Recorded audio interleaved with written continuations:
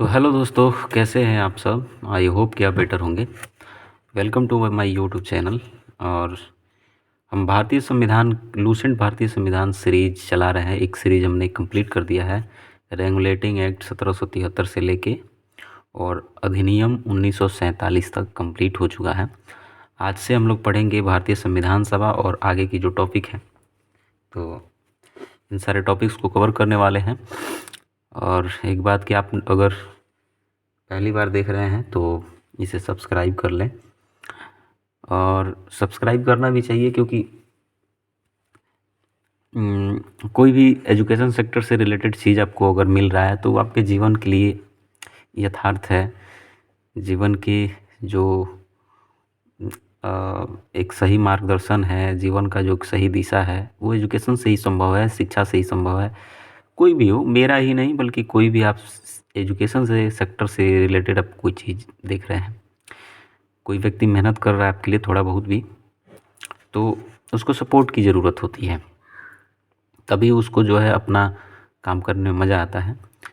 तो फ़िलहाल तो आप जितने लोग जुड़े हैं वो उन लोगों से यही रिक्वेस्ट है कि इसको शेयर करें, कम से कम अपने लोगों के साथ शेयर करें और सपोर्ट करें। दूसरे तरीके से इसमें कुछ आपका जो है कोई कॉस्ट पे नहीं करना होता है। एक छोटा सा जो है आपको अपनी मोरल सपोर्ट चाहिए होती है किसी को, और ये मोरल सपोर्ट उसके लिए बहुत बड़ी चीज़ हो जाती है।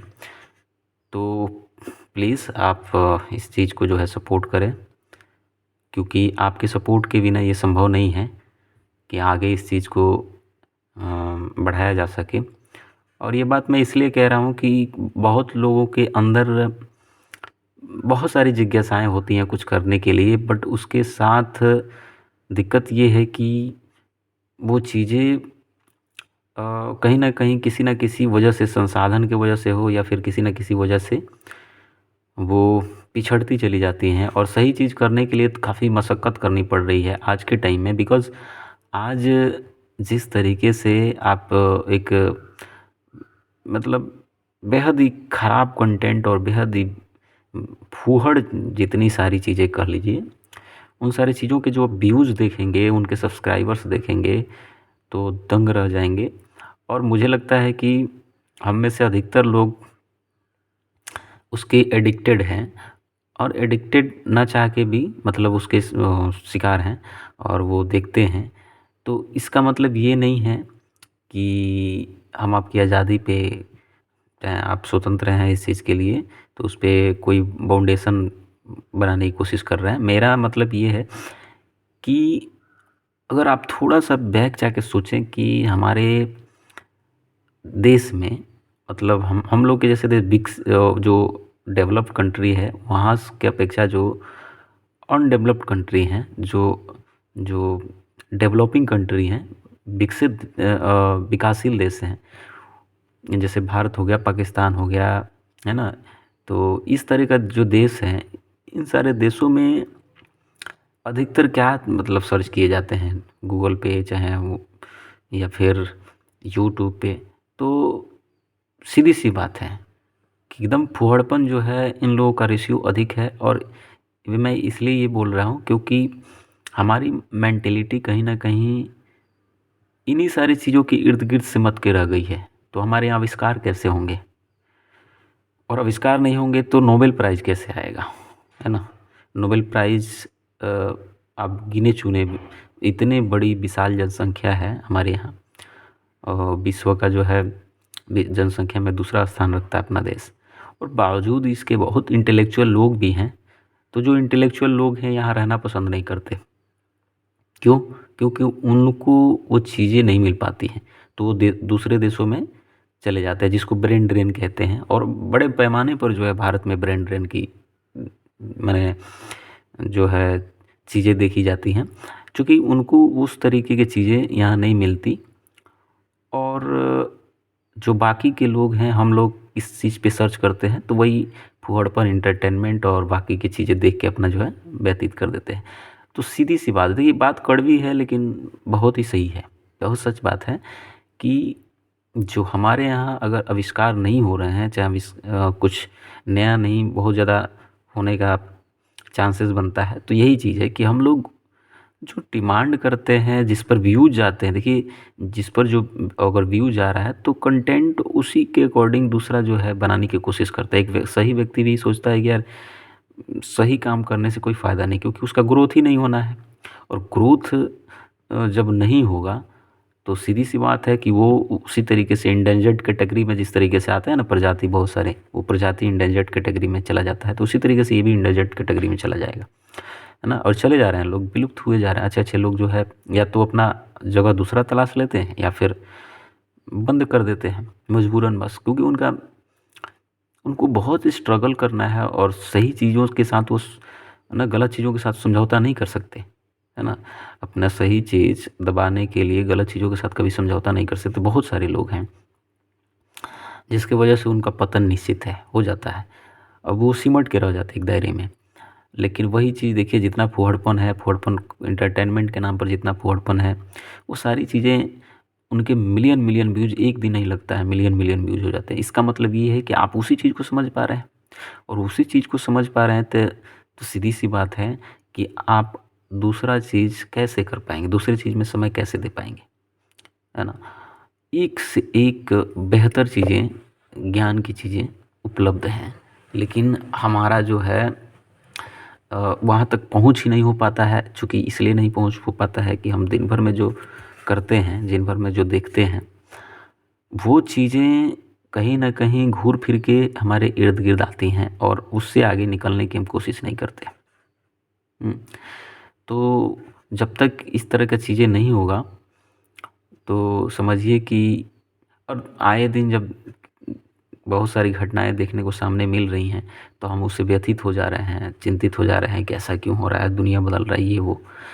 तो ऐसा कुछ नहीं है, दुनिया को आप और हम मिल के बदल रहे हैं। दुनिया तो वही है, लेकिन उसकी जो चीज़ है अब जो अपनी एक्टिविटी है, हम अपनी एक्टिविटी को जब तक चेंज नहीं करते हैं, नहीं बदलते हैं, अपनी मेंटालिटी को ठीक नहीं करते हैं, तब तक कुछ नहीं फ़ायदा होने वाला।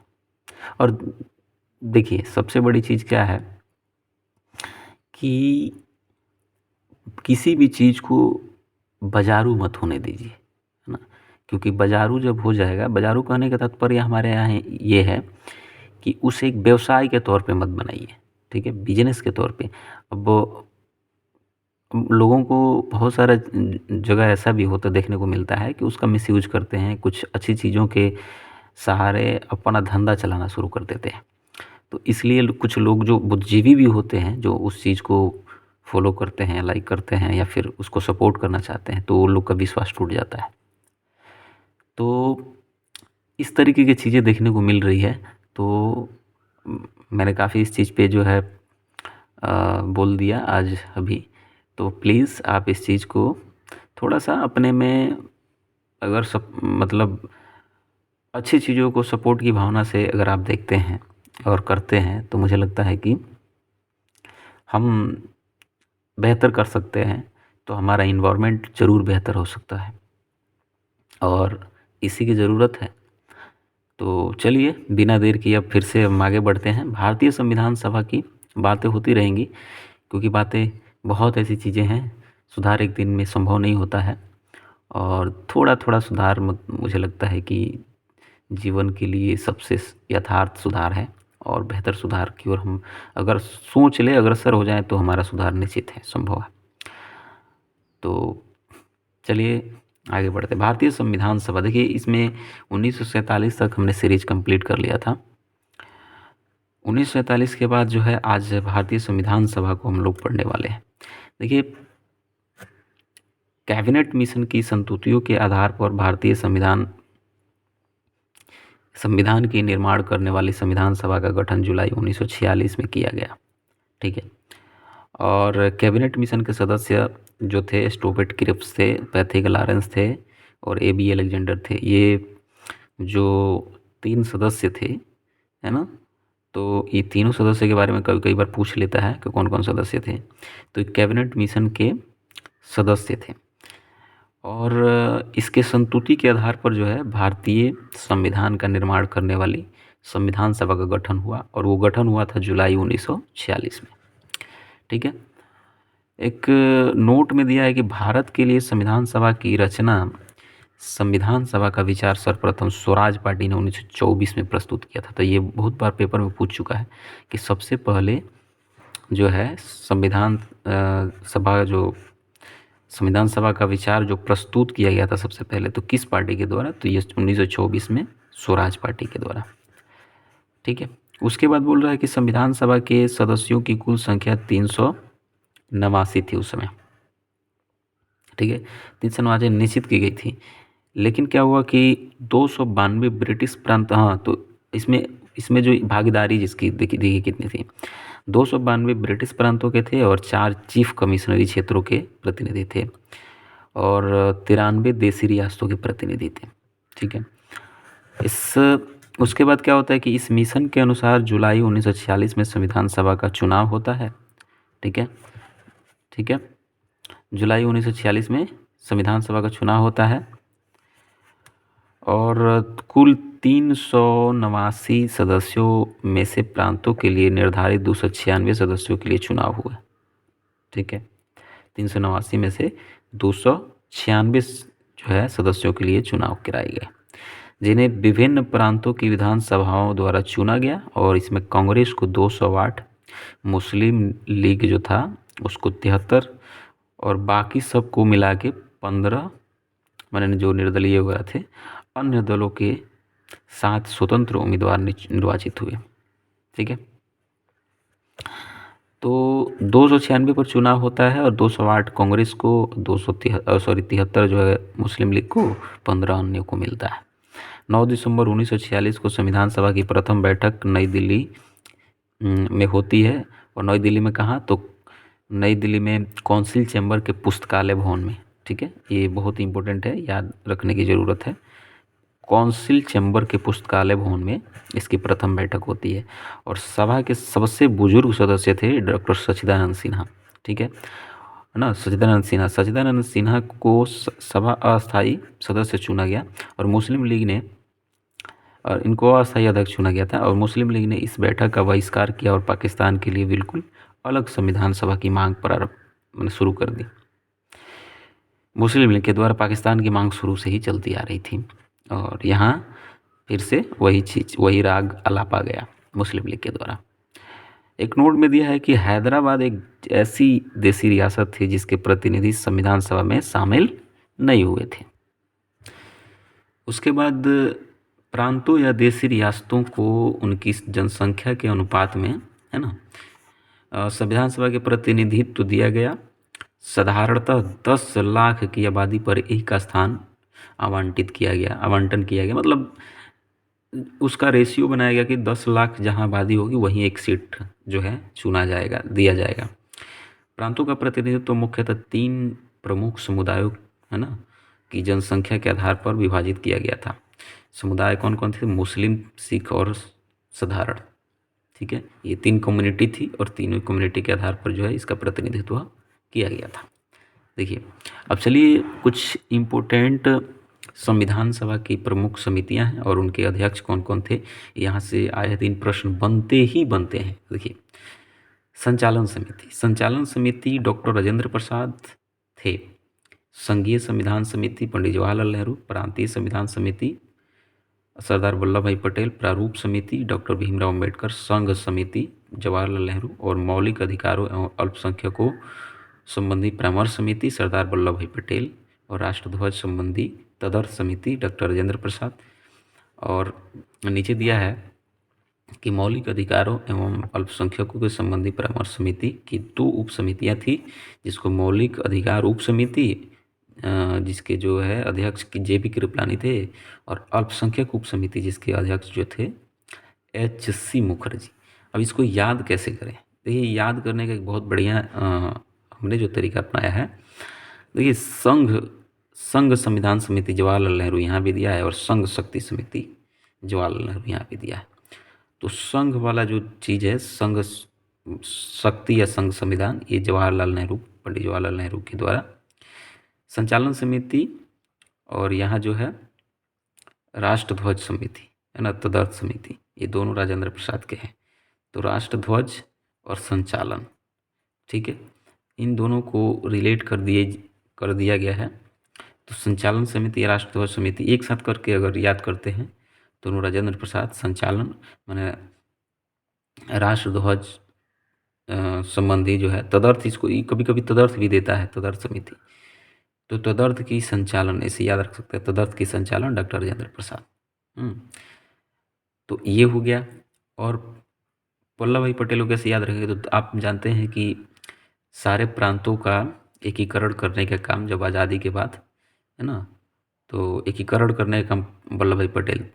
तो ये जो है प्रांतीय संविधान समिति, तो उसे रिलेट करके याद कर सकते हैं, प्रांतीय संविधान समिति वल्लभ भाई पटेल।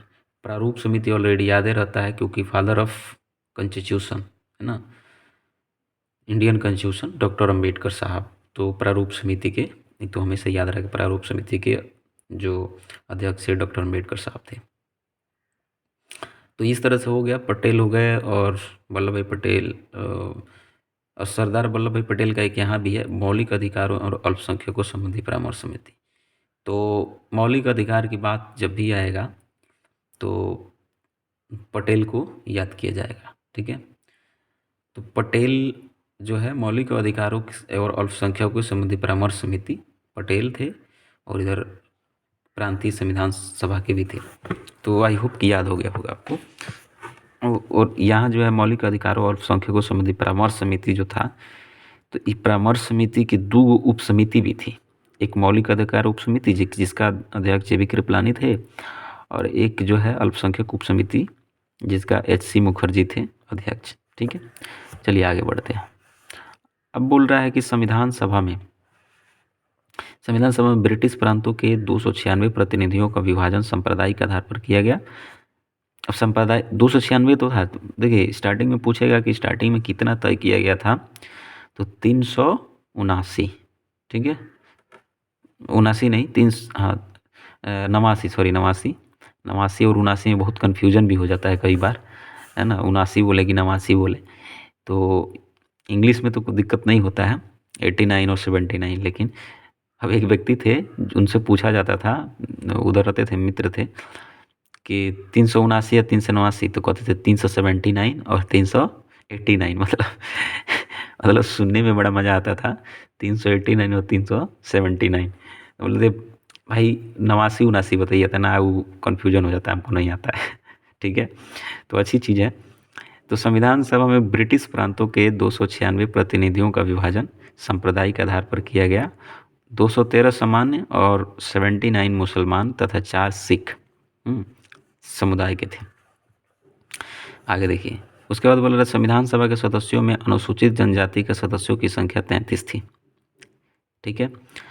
तो ये बहुत इम्पोर्टेंट है। सांप्रदायिक आधार पर जो किया गया था, जनरल की सीटें जो थी 213 थी, और 79 मुसलमान और 4 गो सिख, ठीक। इसमें अभी रिजर्वेशन की बात शायद इधर संविधान सभा के सदस्यों की अनुसूचित जनजाति सदस्यों की संख्या था, वो इसी में था, कंप्लीट इसी में, माने जो 213 था, 213 के अंतर्गत ही इसको व्यवस्थित किया गया था, ठीक है।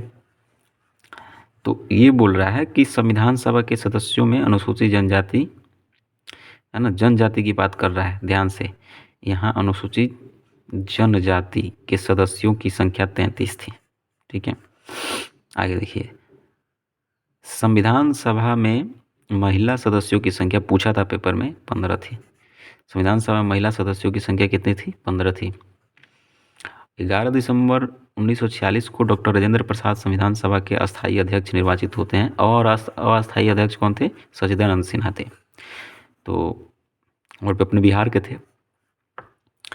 संविधान सभा की कार्यवाही 13 दिसंबर 1946 को जवाहरलाल नेहरू के द्वारा पेश किए गए उद्देश्य प्रस्ताव के साथ प्रारंभ हुई, ठीक है।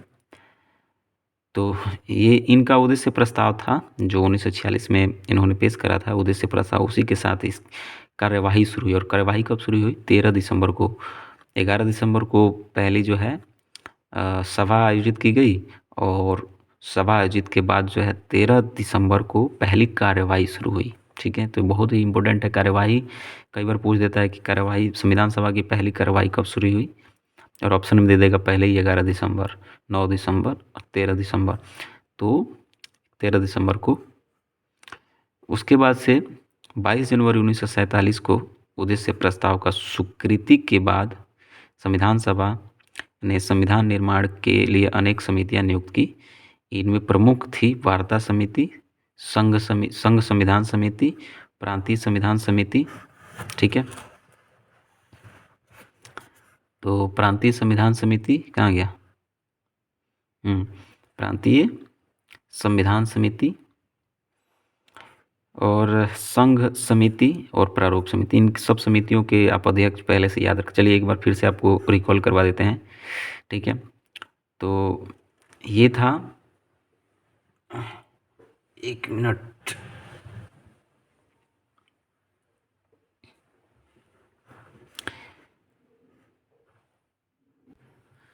तो अभी आपने पढ़ा था संघ समिति और प्रांतीय समिति, उसी तरीके से पढ़ा था आपने प्रारूप समिति। इनके सदस्य कौन, अध्यक्ष कौन कौन थे?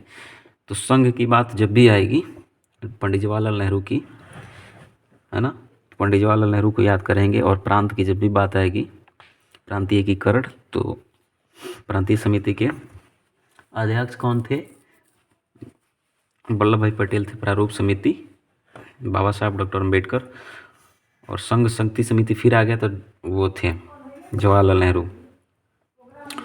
और वार्ता समिति इसमें फिलहाल इसमें तो दिया नहीं है, लेकिन वार्ता समिति मुझे लगता है संचालन समिति को ही बोला जाता होगा। तो संचालन समिति डॉक्टर राजेंद्र प्रसाद, इसी को वार्ता समिति बोला जाता होगा, मे बी, कंफर्म तो नहीं, आगे देखते हैं। ठीक है, आगे देखिए। उसके बाद बोल रहा है कि बी एन राव द्वारा तैयार किए गए संविधान के प्रारूप पर, है ना, विचार विमर्श करने के लिए संविधान सभा द्वारा 29 अगस्त 1947 ईस्वी को एक संकल्प पारित करके प्रारूप समिति का गठन किया गया तथा इसके अध्यक्ष के रूप में डॉक्टर भीमराव अंबेडकर को चुना गया। ठीक है, तो सर बी एन राव के द्वारा जो है तैयार किए गए संविधान सभा के प्रारूप पर पहले तो देखा सुना गया कि भाई सबसे बेस्ट प्रारूप, सबसे बेस्ट जो है समिति कौन सी है, तो इसमें सबसे बेस्ट समिति लगी प्रारूप समिति, जो सर बी एन राव के द्वारा तैयार किया गया था। और इसके अध्यक्ष थे डॉक्टर भीमराव अम्बेडकर, है ना।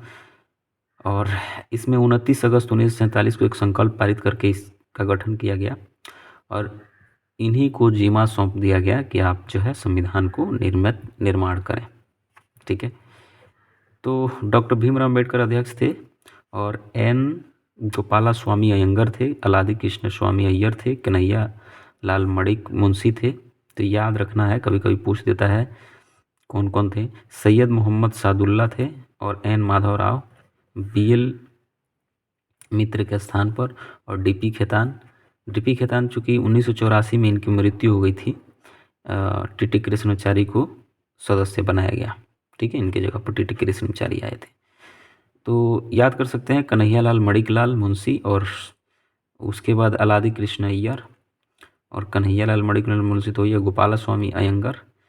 तो इस साउथ से अधिक लग रहे हैं लोग, गोपाला स्वामी अयंगर हो गए, अलादी कृष्ण अय्यर हो गए, कन्हैया लाल मणिकलाल हो गए, मुंशी हो गए, मोहम्मद जो है सादुल्ला हो गए, एन माधवराव, और उसके बाद जो है TT कृष्णाचारी DP खेतान की जगह पर।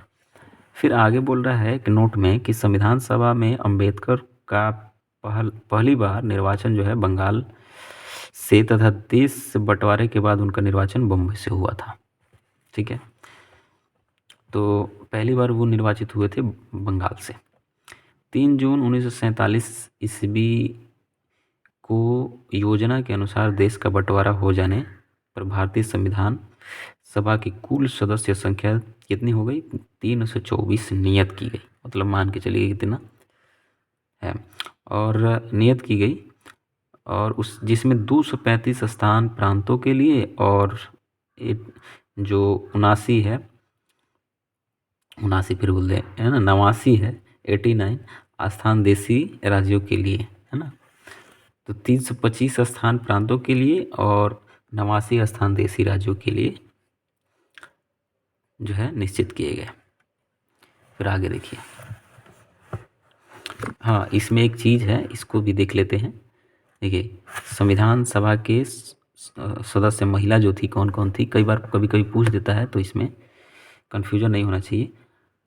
अम्मू स्वामीनाथन थी, एनी मैस्करीन थी, बेगम एजाज रसूल और दक्षयानी वल्यादुन, जी दुर्गाबाई, हंसा मेहता, कमला चौधरी, लीला रे, मालती चौधरी, पूर्णिमा बनर्जी, रेणुका राय, सरोजनी नायडू और राजकुमारी अमृत कौर। ठीक है, राजकुमारी अमृत कौर, ये राज्यसभा में, आई थिंक राज्यसभा में पहली महिला थी राजकुमारी अमृत कौर। तो सुचेता कृपलानी जो कि पहली मुख्यमंत्री थी उत्तर प्रदेश की और पूरे भारत में सबसे पहली मुख्यमंत्री थी। विजया लक्ष्मी पंडित जो कि यूएनओ में पहली महिला थी, है ना, भारत की ओर से। तो विजया लक्ष्मी पंडित और सरोजनी नायडू को तो आप जानते हैं पहली राज्यपाल थी। तो इनसे 2-4-5 क्वेश्चन तो यहीं से बन जाते हैं। तो ये हो गया महिलाओं का, ये 3-4-5 नाम तो आप ऐसे ही याद करके रखें। आगे देखिए,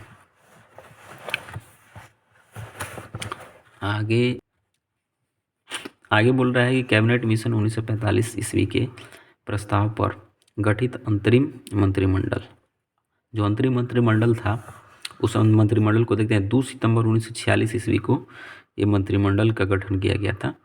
देखिए, इसमें एक तरफ तो मंत्री लोगों का दिया गया है, एक तरफ विभाग, कौन कौन विभाग किसको आवंटित था। तो जवाहरलाल नेहरू, इनको विभाग था कार्यकारी परिषद के उपाध्यक्ष और विदेशी मामलों तथा राष्ट्रमंडल के इनके जिम्मे था विभाग। वल्लभ भाई पटेल को गृह, सूचना और प्रसारण विभाग था। बलदेव सिंह को रक्षा मंत्रालय था, रक्षा विभाग था। जॉन मथाई को उद्योग और आपूर्ति, पेपर में पूछता है कई बार, तो जॉन मथाई जो है उद्योग तथा आपूर्ति विभाग था। सी राजगोपालाचारी को शिक्षा विभाग था अंतरिम में, जब 1946 में। ठीक है, शिक्षा मंत्रालय बाद में अबुल कलाम आज़ाद को शायद, है ना, बनाया गया। तो सी राजगोपालाचारी, CH भाभा यानी कार्य और खान और बंदरगाह, है ना। तो आजकल जो पूछ चुका है वो नहीं पूछ रहा है, जो नहीं पूछा वो पूछता है। तो ये पूछ सकता है, कार्य, खान और बंदरगाह मंत्रालय अंतरिम सभा में CH भाभा थे। राजेंद्र प्रसाद को खाद्य और कृषि मंत्री, ये पूछ चुका है, BPSC CDPO में शायद पूछा था, या फिर 67 जो रद्द हो गया, कैंसिल हो गया, तो उसमें पूछा था। तो राजेंद्र प्रसाद को खाद्य और कृषि मंत्रालय, आसफ अली को रेलवे मंत्रालय, और ये जो है जगजीवन राम को श्रम विभाग जो था मंत्रालय विभाग। आगे देखिए, उसके बाद देखिए, मंत्रिमंडल में शामिल मुस्लिम लीग के सदस्य 26 अक्टूबर 1946 को ये शामिल हो गए। लियाकत अली खां मुस्लिम लीग के सदस्य थे। लियाकत अली खां वित्त मंत्रालय। आई चुंदरीगर वाणिज्य, अब्दुल रब नस्तर संचार, और जोगेंद्र नाथ मंडल विधि। ये जोगेंद्र नाथ मंडल जो थे पहला विधि विभाग इन्हीं के जिम्मे था। बंगाल SCF चीफ थे, और ये बोल रहा है कि गजांतर अली खान स्वास्थ्य विभाग के। तो देखिए, ये जो थे लियाकत अली वित्त विभाग के थे, और आई जो चुनिंदर थे वाणिज्य, और अब्दुल रब नस्तर संचार, और जोगेंद्र नाथ मंडल विधि। तो ये याद रखना जरूरी होता है, और गजांतर अली का स्वास्थ्य। अब देखिए, आगे बोल रहा है कि देश विभाजन के बाद संविधान सभा का पुनर्गठन 31 अक्टूबर को, पुनर्गठन फिर से हुआ संविधान सभा का, ये पूछता है पेपर में, 1947 को किया गया। तो कई बार पूछता है कि पुनर्गठन कब किया गया देश विभाजन के बाद संविधान सभा का। 31 अक्टूबर 1946 ईस्वी को किया गया था पुनर्गठन। 31 दिसंबर 1947 ईस्वी को संविधान सभा के सदस्यों की कुल संख्या 299 थी। कब? 31 दिसंबर 1946। संविधान सभा की कुल सदस्यों की संख्या 299 थी। इसमें प्रांतीय सदस्यों की संख्या 229। अब देखिए, स्टार्टिंग में जो है 31 दिसंबर 1947 तक 299 थी, ठीक है। और इसमें प्रांतीय सदस्यों की संख्या कितनी थी? 229, और देशी रियासतों के 70, मिला के हो गया 299। प्रारूप समिति ने संविधान के प्रारूप पर विचार विमर्श करने के बाद 21 फरवरी 1948 को संविधान सभा को अपनी रिपोर्ट पेश की, ठीक है। 21 फरवरी को प्रारूप समिति ने संविधान सभा को, है ना, 21 फरवरी 1948 को जो है प्रारूप समिति ने संविधान सभा को अपनी रिपोर्ट पेश की। और संविधान सभा में संविधान का प्रथम वाचन 4 नवंबर से 9 नवंबर, जो पहला वाचन था 4 नवंबर से 9 नवंबर, यानी कि 4, 5, 9, 5 दिन चला है, 1948 तक चला, ठीक है। ये भी पूछता है कि मान लीजिए कई बार पूछ देता है कि कौन सा वाचन सबसे लंबा दिन तक चला, तो 4 नवंबर से 9 नवंबर 1948 तक। संविधान सभा का दूसरा वाचन 15 नवंबर से लेके 1948 को प्रारंभ हुआ, जो 17 अक्टूबर 1949 तक चला था। काफ़ी लंबा चला है ये। 15 नवंबर को शुरू हुआ, अक्टूबर में जाकर खत्म हुआ, तो लगभग 1 साल हो जाता है 48-49 में, 1 साल, लगभग 1 साल तक चला, 11 महीने तक। उसके बाद बोल रहा है कि संविधान सभा में संविधान का तीसरा वाचन 14 नवंबर से 1949 से लेके 26 नवंबर 1949 तक, और तीसरा वाचन ही लास्ट वाचन बना, है ना। तो 26 नवंबर 1949 को संविधान को तो अंगीकृत कर लिया गया। तो सबसे लंबा वाचन जो चला है, दूसरा वाचन चला है लगभग 11 महीना से अधिक, और 1 साल लगभग मान के चलिए। तो ये जो है 3 वाचन खत्म हो जाता है। तो पहला वाचन जब चला था वो नवंबर में ही चला था। एक खास बात देखिए, नवंबर में चला है ये भी वाचन, और ये भी नवंबर में चला है, और ये भी नवंबर में चला है। खास बात ये है। तो ये बहुत ही इंपॉर्टेंट चीज़ है, इसको रिलेट करके अगर आप पढ़ते हैं तो बड़ा मज़ेदार चीज़ है, तो लॉन्ग टर्म तक याद रहता है। 4 नवंबर से 5 दिन चला है, 4 नवंबर से। आगे देखिए, उसके बाद बोल रहा है कि तक चला और संविधान सभा द्वारा संविधान को पारित कर दिया गया, और इस संविधान सभा के 284 सदस्य उपस्थित थे, ठीक है। 284 सदस्य उपस्थित संविधान सभा में उस समय जब पारित किया गया। तो पूछ देता है कितने सदस्य थे? 284 सदस्य थे। उसके बाद बोल रहा है कि स्वतंत्र भारत का पहला मंत्रिमंडल 1947, है ना, में मंत्रिमंडल जब गठित किया गया था, देखिए क्या है। जवाहरलाल नेहरू प्रधानमंत्री बनाए गए, और उनको विभाग कौन कौन सा दिया गया? राष्ट्रमंडल, विदेशी मामले और वैज्ञानिक शोध। सरदार वल्लभ भाई पटेल को गृह मंत्रालय दिया गया, और सूचना प्रसारण, है ना, राज्यों के मामले मंत्रालय। तो पूछता है कि प्रथम गृह मंत्री कौन थे? आज़ादी के बाद से स्वतंत्र भारत का प्रथम गृह मंत्री तो सरदार वल्लभ भाई पटेल थे। राजेंद्र प्रसाद खाद्य और कृषि मंत्रालय, तो प्रथम खाद्य और कृषि मंत्रालय स्वतंत्र भारत का डॉक्टर राजेंद्र प्रसाद थे। जबकि उसमें आप देखे थे कैबिनेट के अंतरिम मंत्रिमंडल में, क्या बोलते हैं, कैबिनेट मिशन के 1946 के अंतरिम मंत्रिमंडल में इसमें खाद्य और कृषि मंत्रालय ही इनको आवंटित था, ठीक है। और मौलाना अबुल कलाम शिक्षा मंत्रालय में, इसमें जो है अब स्वतंत्र भारत को शिक्षा मंत्रालय मिल गया, जबकि सी राजगोपालाचारी अंतरिम में थे। और कंपैरिजन करके हम बता रहे हैं ताकि आपको जो है जल्दी भूलेगा नहीं।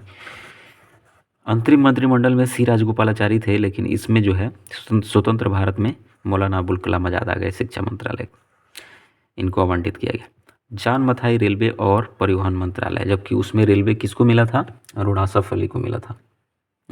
और इसमें परिवहन जुड़ गया था, परिवहन विभाग भी जुड़ गया। डॉक्टर BR अम्बेडकर को इसमें विधि मंत्री बनना गया, जबकि उसमें विधि मंत्री किसको दिया गया था? विधि मंत्रालय जोगेंद्र नाथ मंडल को दिया गया था, ठीक है, जोगेंद्र नाथ मंडल को दिया गया था। जगजीवन राम श्रम मंत्रालय उसमें भी था, इसमें भी श्रम मंत्रालय इनको मिला जगजीवन राम को। तो नहीं चेंज होने वाले डॉक्टर राजेंद्र प्रसाद और जगजीवन राम, वही मंत्रालय जो अंतरिम मंत्रिमंडल में था, और इसमें स्वतंत्र भारत के मंत्रिमंडल में भी था। उसके बाद है सरदार बलदेव सिंह को रक्षा मंत्रालय, ठीक है, और सरदार बलदेव सिंह रक्षा मंत्रालय उसमें भी थे। राजकुमारी अमृत कौर जो थी स्वास्थ्य मंत्रालय इनको दिया गया, जबकि उसमें स्वास्थ्य मंत्रालय गजानतर अली को था, मुस्लिम लीग से थे गजानतर अली। तो राजकुमारी अमृत कौर स्वास्थ्य मंत्रालय इनको मिला। C.H. भाभा इनको वाणिज्य मंत्रालय दिया गया, जबकि उस समय इनको C.H. भाभा को कार्य, खान और बंदरगाह मंत्रालय मिला था। ठीक है। रफ़ी अहमद किदवई संचार मंत्रालय इनको मिला। ठीक है, रफ़ी अहमद किदवई। ठीक है, तो संचार विभाग इनको मिला।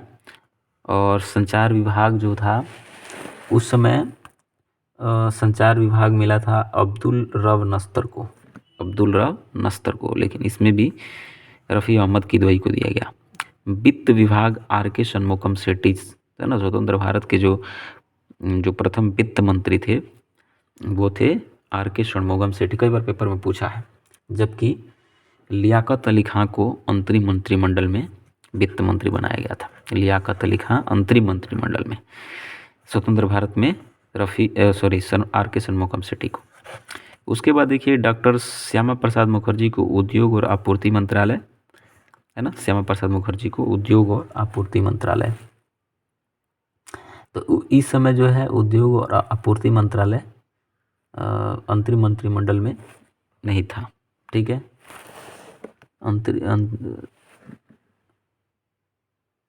अंतरिम मंत्रिमंडल में उद्योग और आपूर्ति मंत्रालय, एक मिनट, उद्योग और आपूर्ति मंत्रालय तो मुझे लगता है कि हाँ है, जॉन मथाई को था।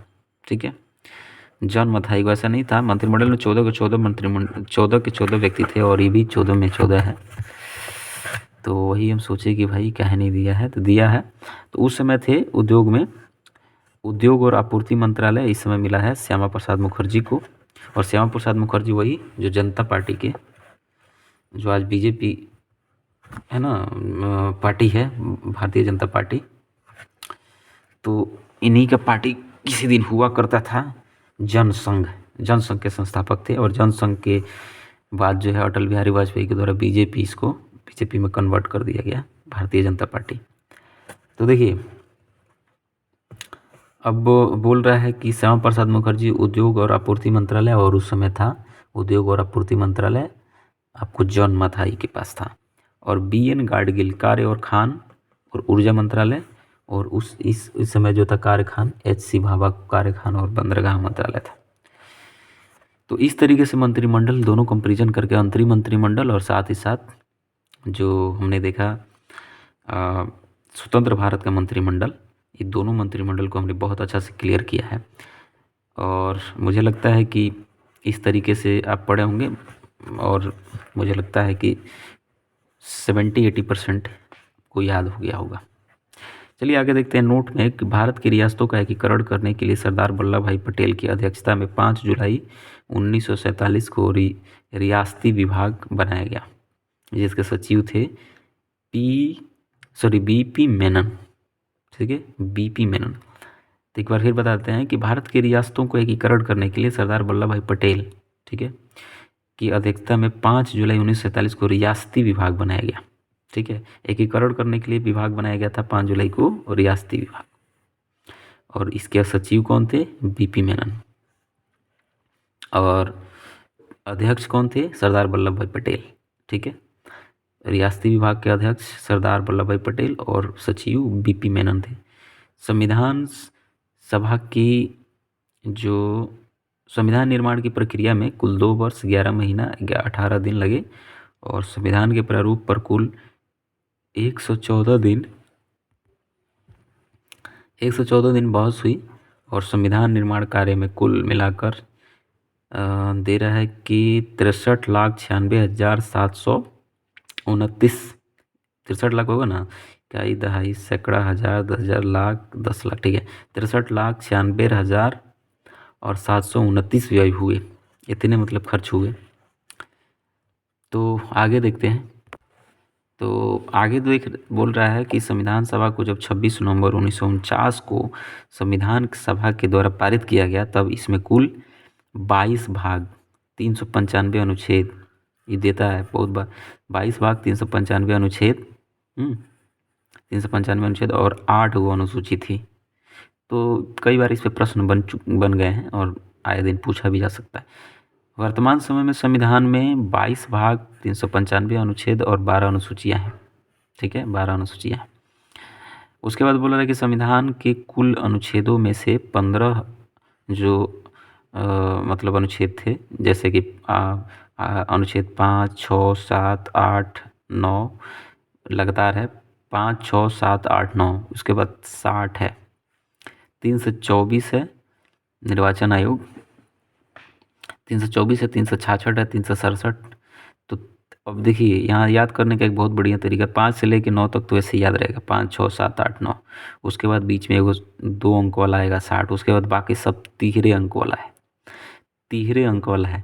तो 5 से लेकर 9 तक एक हरे अंक का ई हुआ आएगा दोहरे अंक वाला। तो याद रखिएगा इस तरीके से, तो बहुत जल्दी याद रहेगा। दोहरा अंक वाला एगो 60 खाली आएगा, ठीक है।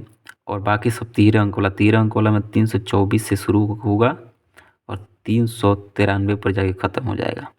तो 324, 366, 67, 66, 67 लगातार है। उसके बाद 79, 80 लगातार है। उसके बाद 88, 91, 92, 91, 92 एकदम लगातार है। और 93, 91, 92, 93 लगातार है, ठीक है। 91, 92, 93, 79, 80, 66, 67, ठीक है। और ऑड हो रहा है बस ये 80 और 324। तो 324 से 380 याद रखिएगा। उसके बाद से 366 याद कीजिए, 67 हो गया। उसके बाद से 379 तो 80, तो हाँ 379, 80 याद रहेगा। 88 आई और ऑड हो रहा है, 379, 80 याद रहेगा। और 391, 92, 93 को 26 नवंबर 1949 को ही प्रवर्तित कर दिया गया, मतलब लागू कर दिया गया, जबकि शेष अनुच्छेदों को 26 जनवरी 1950 को लागू किया गया था। 26 जनवरी 1950 को, यानी कि देश आज़ादी के 3 साल बाद, तो माने तो 49 में तो खुद अंगीकृत किया गया है, तो 1 साल बाद इसको माने लागू किया गया, ठीक है। तो आगे देखिए, उसके बाद बोल रहा है कि संविधान सभा की अंतिम बैठक बहुत महत्वपूर्ण है। अंतिम और प्रथम, है ना, अंतिम बैठक 26 जनवरी 1950 ईस्वी को, उसी दिन संविधान सभा के द्वारा डॉक्टर राजेंद्र प्रसाद को, है ना, भारत का प्रथम राष्ट्रपति चुना गया, माने 24 जनवरी 1950 को, ठीक है। संविधान सभा की अंतिम बैठक कब, तो 24 जनवरी 1950 को, और उसी दिन इनको राष्ट्रपति भी बनाया गया, राष्ट्रपति चुना गया। और संविधान सभा की संविधान सभा 26 जनवरी 1950 से 51-52 में हुए आम चुनाव के बाद बनने वाली नई संसद, है ना, संसद के निर्माण तक भारत की अंतरिम संसद के रूप में काम किया। तो 51-52 में आम चुनाव के बाद, है ना, बनने वाली नई संसद के निर्माण तक भारत के अंतरिम संसद के रूप में काम किया, अंतरिम संसद के रूप में काम किया, मतलब सारा प्रक्रिया इन्हीं के द्वारा था। कि अब आगे देखिए, संविधान सभा के द्वारा किए गए कुछ अन्य कार्य, क्या क्या किए गए। इसने मई 1949 में राष्ट्रमंडल में भारत की सदस्यता का सत्यापन किया। पहला संविधान सभा का पहला काम था 1949 में राष्ट्रमंडल में भारत की सदस्यता का सत्यापन किया था, ठीक है, कुछ अन्य कार्य में। दूसरा कि इसने 22 जुलाई 1947 को राष्ट्रीय ध्वज अपनाया। तो कई बार पेपर में पूछ लिया गया कि राष्ट्रीय ध्वज अपनाया गया है 22 जुलाई 1947 को। इसने 24 जनवरी 1950 को राष्ट्रगान को अपनाया। तो इससे भी याद रखा जा सकता है इसको कि 24 जनवरी 1950 को हमारा जो है 3 क्वेश्चन बन जाता है। एक संविधान सभा की अंतिम बैठक होती है। दूसरा, राष्ट्रपति को उसी दिन बनाया जाता है, डॉक्टर राजेंद्र प्रसाद को राष्ट्रपति उसी दिन बनाया जाता है। और तीसरा कि 24 जनवरी को ही राष्ट्रगान अपनाया गया। तीनों राष्ट्र से संबंधित है, देखिए याद रखा जा सकता है, तीनों राष्ट्र से संबंधित है। मतलब संविधान जो है अंतिम बैठक 24 जनवरी को, राष्ट्रपति 24 जनवरी को 1950 को, और जो है राष्ट्रगान अपनाएगा 24 जनवरी 1950 को। राष्ट्रगान क्या है, जनगण मन। रचयिता कौन है, वो रविंद्रनाथ, ठीक है, टैगोर। राष्ट्रीय गीत कौन है, तो क्या कहते हैं, वंदे मातरम, है ना। भारत हमको याद आ जा रहा है, वंदे भारत वो जो ट्रेन चली थी, तो वंदे मातरम। और वंदे मातरम का रचयिता बंकिम चंद्र चटर्जी, आनंद मठ से, जो आनंद मठ से लिया गया है। और इसको गाने में 60 सेकेंड, जबकि उसको किसको क्या कहते हैं, राष्ट्रगान को गाने में 52 सेकेंड, है ना। तो 52 सेकेंड लगते हैं राष्ट्रगान को गाने में। चलिए आगे देखिए, इसे प्रश्न कभी कभी बन जाते हैं। संविधान सभा की उद्देशिका अथवा प्रस्तावना बहुत ही महत्वपूर्ण है। अधिकतर हम में से संविधान सभा की उद्देशिका या प्रस्तावना हम में से अधिकतर को याद ही नहीं रहता है। ठीक है, तो नेहरू के द्वारा प्रस्तुत उद्देश्य संकल्प में जो आदर्श प्रस्तुत किया गया, उन्हें इस संविधान की उद्देशिका में शामिल कर लिया गया।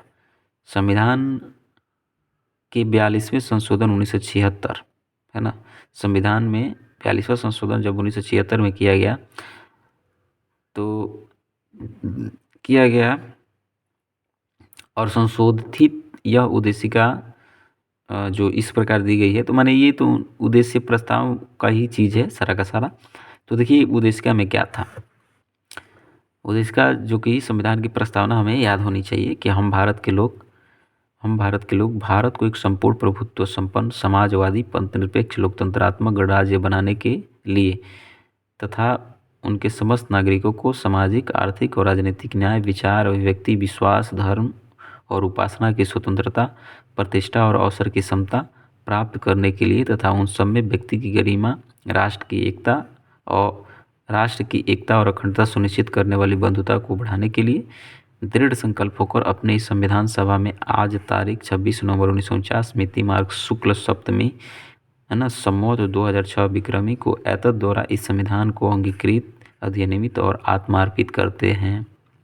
ठीक है, तो इस तरीके से बढ़िया से एकदम जो है हमारा उद्देशिका दिया गया है। आइए इस पर विचार करते हैं कि क्या क्या और इसमें बातें कही गई। प्रस्तावना की मुख्य बातें क्या हैं। ये प्रस्तावना की मुख्य बातें हैं कि संविधान की प्रस्तावना को संविधान के कुंजी कहा गया है। पहला बात इम्पोर्टेंट, यहाँ क्वेश्चन बन सकते हैं, बनते भी हैं। तो संविधान की प्रस्तावना को संविधान की कुंजी कहा जाता है। प्रस्तावना संविधान का अंतिम अंक होते हुए भी कानूनी तौर पर उसका भाग नहीं माना जाता है। प्रस्तावना के अनुसार संविधान के अधीन समस्त शक्तियों का केंद्र बिंदु स्रोत जो है भारत के लोग ही हैं। मतलब इसीलिए शुरू में कहा गया हम भारत के लोग। तो बोल रहा है कि प्रस्तावना के अनुसार कि संविधान के अधीन समस्त शक्तियों का जो केंद्र बिंदु है वो भारत के लोगों में निहित है। तो ये 3 पॉइंट हो गए। अगला पॉइंट क्या बोला, ये बहुत इंपॉर्टेंट। प्रस्तावना संविधान का आरंभिक अंक होते हुए भी कानूनी तौर पर उसका भाग नहीं माना जाता है। कानूनी तौर पर संविधान प्रस्तावना, कई बार पेपर में पूछता है कि प्रस्तावना संविधान का भाग है कि नहीं, तो कानूनी तौर पर प्रस्तावना संविधान का भाग नहीं है, लेकिन संविधान का आरंभिक अंक जरूर है। ठीक है, तो ये सब लॉजिकल क्वेश्चन पूछ लेता है कभी कभी पेपर में। प्रस्तावना में लिखित शब्द आया है कि हम भारत के लोग इस संविधान को, मैंने यहाँ से लेके और लास्ट वाला पार्ट एकदम एंड कर दिया, अंकित, अधिनियमित और आत्मार्पित करते हैं, भारतीय लोगों को सर्वोच्च संप्रभुता का उद्घोष करते हैं। ठीक है, प्रस्तावना को न्यायालय में प्रवर्तित नहीं किया जा सकता। ठीक है, यह निर्णय यूनियन ऑफ इंडिया बनाम मदन गोपाल 1957, है ना, के निर्णय में घोषित किया गया। यानी यदि सरकार या कोई नागरिक प्रस्तावना की अवहेलना करता है तो उसकी रक्षा के लिए हम अदालत की सहायता नहीं ले सकते। ठीक है, तो इस तरीके से ये प्रवर्तनीय नहीं है। प्रवर्तनीय का मतलब उसे लागू नहीं किया गया है। तो प्रस्तावना को जो है न्यायालय में प्रवर्तनीय नहीं किया जा सकता। मैंने चैलेंज, इस पर जो है आप मुकदमा दायर वगैरह जो है नहीं कर सकते। क्यों? क्योंकि यूनियन बोल रहा है कि यह निर्णय यूनियन ऑफ इंडिया बनाम मदन गोपाल, यानी भारतीय संघ बनाम मदन गोपाल 1957 के निर्णय में यह बात जो है कही गई कि यदि सरकार या कोई नागरिक प्रस्तावना की अवहेलना करता है ना, उसके मन के ऊपर है, तो अवहेलना करता है तो उसकी रक्षा के लिए हम अदालत की सहायता नहीं ले सकते, लेकिन अपनी राष्ट्र की हर एक चीज़ की गरिमा को समझना और उसकी आदर करना प्रत्येक देश के नागरिक को ये जो है होना चाहिए। 1 मिनट।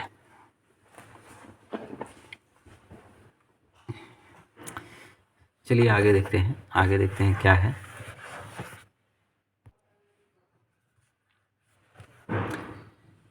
तो आगे ये है बेड़ूवादी यूनियन बनाम है ना, बेड़ूवादी यूनियन है ना, मैंने अच्छा बेड़ूवादी यूनियनवाद, मतलब यूनियनवाद का मतलब यहाँ ये दिया है, एक ही में दे दिया है, हम बनाम ऐसे बोल रहे थे बेड़ूवादी और बनाम में यूनियन है। तो ये बोल रहा है कि 1960 में सर्वोच्च न्यायालय ने निर्णय दिया कि जहाँ संविधान की भाषा संदिग्ध हो, ठीक है, संदिग्ध हो, वहाँ प्रस्तावना विधिक निर्वाचन में सहायता करती है। मतलब जहाँ सेंसिटिव लगता है कि ये मामला बहुत ही संदिग्ध है, तो वहाँ प्रस्तावना विधिक निर्वाचन में, है ना, सहायता करती है। 1960 में बेड़ूवादी बाद में ही सर्वोच्च न्यायालय ने प्रस्तावना को संविधान का अंग नहीं माना। माने वहाँ भी इन्होंने स्टार्टिंग में बता दिया कि ये संविधान का अंग नहीं होगा, इसलिए विधायिका प्रस्तावना में संशोधन नहीं कर सकती। परंतु सर्वोच्च न्यायालय के केशवानंद भारती बनाम केरल राज्य के बाद 1973 में ही कहा कि प्रस्तावना संविधान का अंग है। देखिए अब यहाँ चूँकि बात आ जा रही है कि यहाँ तो बात कह दिया कि ये अंग नहीं है, तो अब यहाँ विधायिका जो है, प्रस्तावना विधायिका में जो कानून जहाँ बनाए जाते हैं, तो वो बोल रहा है कि प्रस्तावना में संशोधन नहीं कर सकती। लेकिन सर्वोच्च न्यायालय, सुप्रीम कोर्ट ने क्या कहा, केशवानंद भारती बनाम केरल राज्य वाला जो वाद था, तो उस बाद में इन्होंने जो 1973 में हुआ, तो उसमें इन्होंने कहा कि प्रस्तावना संविधान का अंग है। इन्हें यहाँ जो है संविधान का अंग ठहरा दिया, किस जो है 1973 में, कि प्रस्तावना संविधान का, इसलिए विधायिका जो है संसद में उसमें संशोधन कर सकती है। तो यहाँ जो है बेड़ूवादी में, है ना, सर्वोच्च न्यायालय ने प्रस्तावना को अंग नहीं माना, तो इसलिए विधायिका प्रस्तावना में संशोधन नहीं कर सकती है। लेकिन जब ये मामला आता है केरल राज्य और केशवानंद भारती में, तो यहाँ जो है आप देख सकते हैं सर्वोच्च न्यायालय क्या कहता है कि अब संसद जो है इसमें संशोधन कर सकती है, कानून बना सकती है, ठीक है।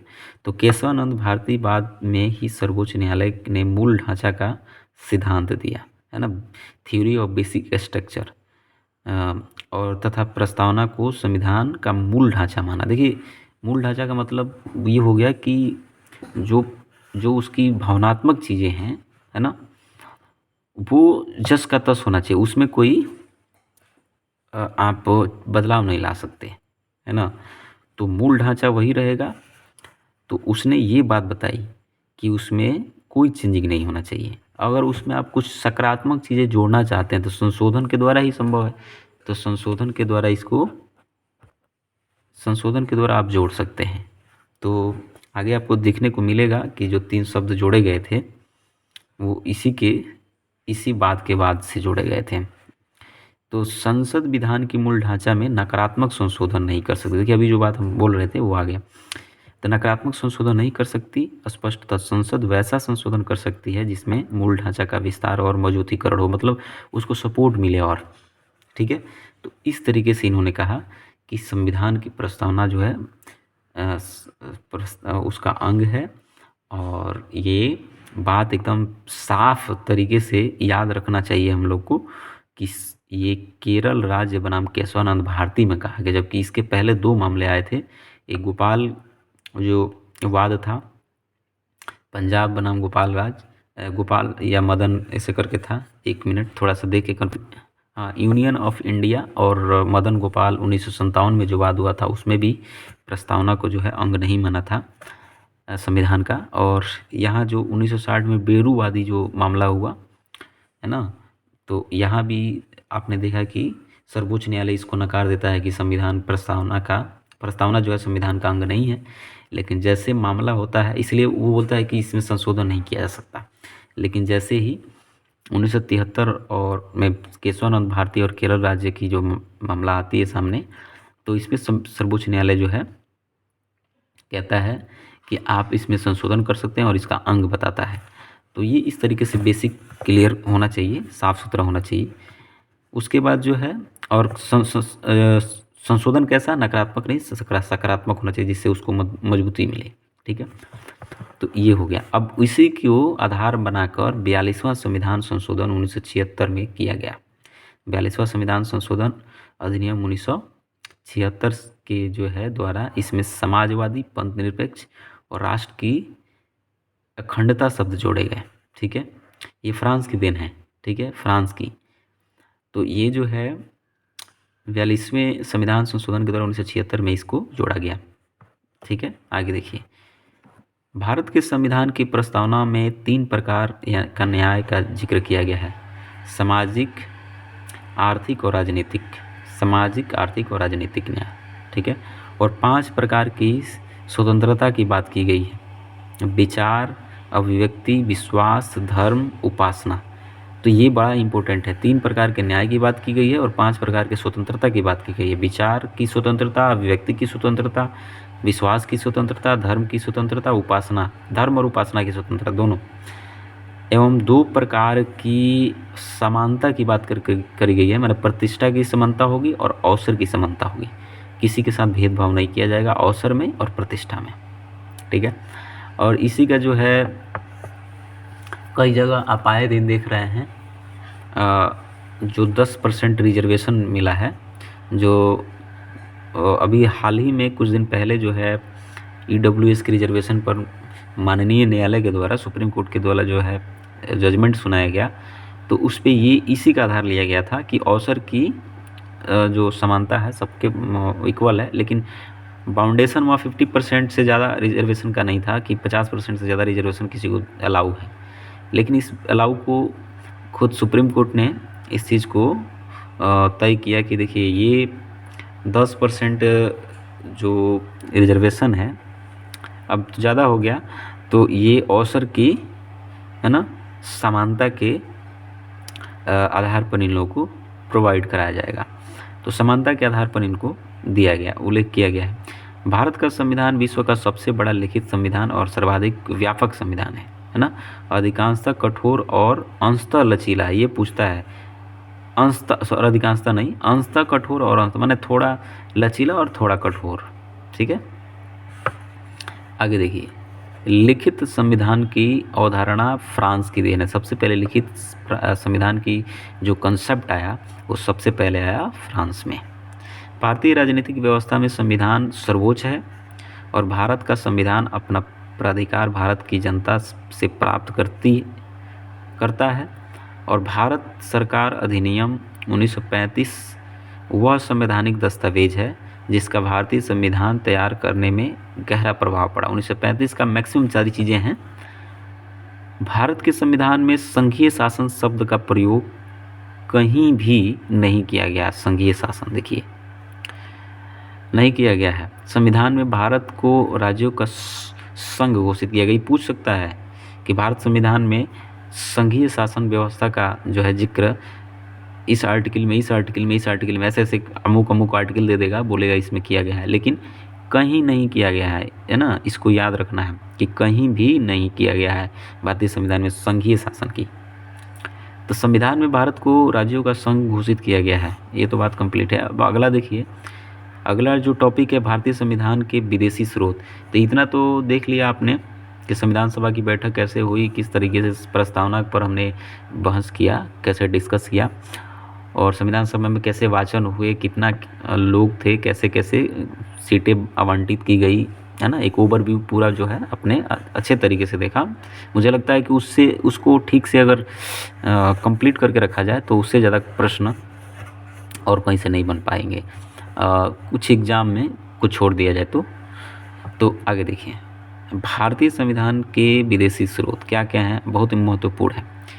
यहाँ से प्रश्न आए दिन हर एक एग्जाम में लगभग बन जाते हैं। तो भारत के संविधान का निर्माण जो है निम्न देशों के संविधान की सहायता से ली गई। देखिए, पहला है संयुक्त राज्य अमेरिका से क्या क्या लिया गया है। तो सबसे पहला तो लिया गया है प्रस्तावना, मौलिक अधिकार, जो फंडामेंटल राइट की बात करने वाले हैं, आगे हम लोग पढ़ने वाले हैं। तो मौलिक अधिकार, न्यायिक पुनरावलोकन, न्यायिक पुनरावलोकन मतलब जो सुप्रीम कोर्ट को होता है ना, या फिर कोई भी हाई कोर्ट है, तो उनको पुनरावलोकन की जो शक्ति है कि आप अपना कानून पर अपने फैसले पर विचार कीजिए।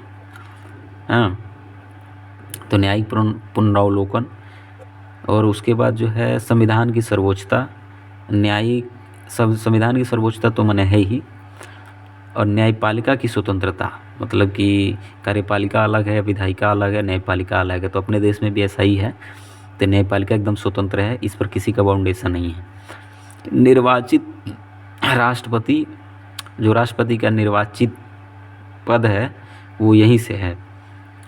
और उस पर महाभियोग की प्रक्रिया भी अमेरिका की देन है, यूएसए की देन है। उपराष्ट्रपति भी है। उच्चतम एवं उच्च न्यायालयों के न्यायाधीशों को हटाने की जो विधि है, और वित्तीय आपात जो 360 के आर्टिकल 360 के द्वारा लगाया जाता है, और न्यायाधीशों पर जो उनको हटाने के लिए जो क्या किया जाता है, विधि लगाया जाता है, मतलब कि महाभियोग की प्रक्रिया जो शुरू की जाती है। तो महाभियोग जो लिया गया है वो यहीं से लिया गया है। तो एक बार फिर देखिए, उंगली पर काउंट कर लीजिए। प्रस्तावना हो गया, मौलिक अधिकार हो गया, ठीक है, प्रस्तावना, मौलिक अधिकार, न्यायिक पुनरावलोकन, संविधान की सर्वोच्चता, है ना, और साथ ही साथ जो है निर्वाचित राष्ट्रपति, है ना, और उपराष्ट्रपति, साथ ही साथ उस पर महाभियोग, उच्चतम न्यायालय, ठीक है, उच्चतम न्यायालय और न्यायालयों के मुख्य न्यायाधीश तथा उच्च न्यायालय, वित्तीय आपात, है ना, ये सब अमेरिका का, यूएसए का देन है, यूनाइटेड स्टेट ऑफ अमेरिका। फिर आगे देखिए ब्रिटेन के क्या क्या देन है। देखिए, संसाधनात्मक शासन प्रणाली, संसदीय शासन प्रणाली, ठीक है। तो अपने यहाँ संसदीय शासन प्रणाली चलता है, संघीय नहीं, ठीक है। इसीलिए हमने ऊपर बोला कि संघीय शासन का कहीं जिक्र नहीं है भारतीय संविधान में। यहाँ संसदीय शासन प्रणाली है, क्योंकि संसद है यहाँ, ठीक है। तो संसदीय शासन प्रणाली यहाँ चलता है। एकल नागरिकता, और बोल रहा है कि विधि निर्माण की प्रक्रिया, देखिए यहाँ एकल नागरिकता भी है। तो ब्रिटेन के से लिया गया है एकल नागरिकता, और विधि निर्माण, कानून बनाने की प्रक्रिया यहीं से ली गई है। विधि का शासन, कानून के द्वारा शासन माने।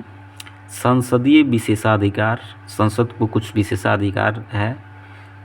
मंत्रिमंडल प्रणाली, जो मंत्रिमंडल देखा जा रहा है, तो ओबियसली जब इन लोगों ने हमारे देश पर शासन किया तो इनकी शासन प्रणाली तो मेन शासन प्रणाली तो रहेगी ही। तो मंत्रिमंडल जो है, मंत्रिमंडल की प्रणाली, परमाधिकार, है ना, और परमाधिकार लेख, और द्विसदनवाद। तो ये जो पूरी की पूरी जो चीज़ें हैं ये ब्रिटेन से ली गई हैं, है ना, संविधान में, भारतीय संविधान में। तो आगे यहाँ देख सकते हैं आयरलैंड के संविधान से। आयरलैंड के संविधान से राज्य के नीति निर्देशक तत्व, तो कई बार पेपर में पूछा है राज्य के नीति निर्देशक तत्व कहाँ से लिया गया है। तो नीति निर्देशक तत्व लिया गया आयरलैंड से। राष्ट्रपति के निर्वाचन मंडल की जो व्यवस्था है, राष्ट्रपति द्वारा राज्यसभा में साहित्य, कला, विज्ञान, समाज सेवा इत्यादि के क्षेत्रों में जो ख्याति प्राप्त व्यक्तियों का मनोनयन, ये सभी जो है आयरलैंड के संविधान से लिया गया है। एक बार फिर बोल रहे हैं, राज्य के नीति निर्देशक तत्व है, राष्ट्रपति के निर्वाचन मंडल की व्यवस्था है। राष्ट्रपति का जो निर्वाचन मंडल में भाग कौन कौन लेता है, तो राष्ट्रपति की, अभी जब आगे पढ़ेंगे उसमें सब मिलेगा। राष्ट्रपति के निर्वाचन मंडल में भाग लेता है जो निर्वाचित सदस्य होते हैं संसद के और विधानसभा के, ठीक है। तो विधानमंडल के और ये निर्वाचित सदस्य, मनोनीत सदस्य इसमें नहीं आते हैं, है ना, क्या आते हैं पता नहीं, 1 मिनट कंफर्म करो। हाँ, तो जो है निर्वाचित सदस्य आते हैं, ठीक है। तो अब जो है कहाँ गया, हाँ, तब ये राष्ट्रपति के निर्वाचन मंडल ये। उसके बाद राष्ट्रपति द्वारा राज्यसभा में साहित्य, है ना। राष्ट्रपति द्वारा राज्यसभा में साहित्य, कला, विज्ञान और समाज सेवा इत्यादि के क्षेत्रों में ख्याति प्राप्त व्यक्तियों को का मनोनयन करा जाता है राज्यसभा में। अब यहाँ मनोनयन इनका जो है किया जाता है, मनोनीत किया जाता है, ठीक है, क्योंकि राष्ट्रपति ही इन्हें मनोनीत करते हैं। बाकी लोग तो निर्वाचित होकर आते हैं, निर्वाचन से की प्रक्रिया के द्वारा आते हैं। तो यहाँ इनको अब मुझे लगता है कि लोकसभा में जो था वो ख़त्म कर दिया गया है, जो दो मनोनयन करने का जो प्रक्रिया था वो ख़त्म कर दिया गया है। जो एंग्लो इंडियन को मनोनीत किया जाता था अब वो नहीं है, ठीक है। आगे देखिए, ऑस्ट्रेलिया प्रस्तावना की भाषा, ठीक है, प्रस्तावना की भाषा में कहाँ से लिया गया? ऑस्ट्रेलिया से। समवर्ती सूची का प्रावधान, है ना।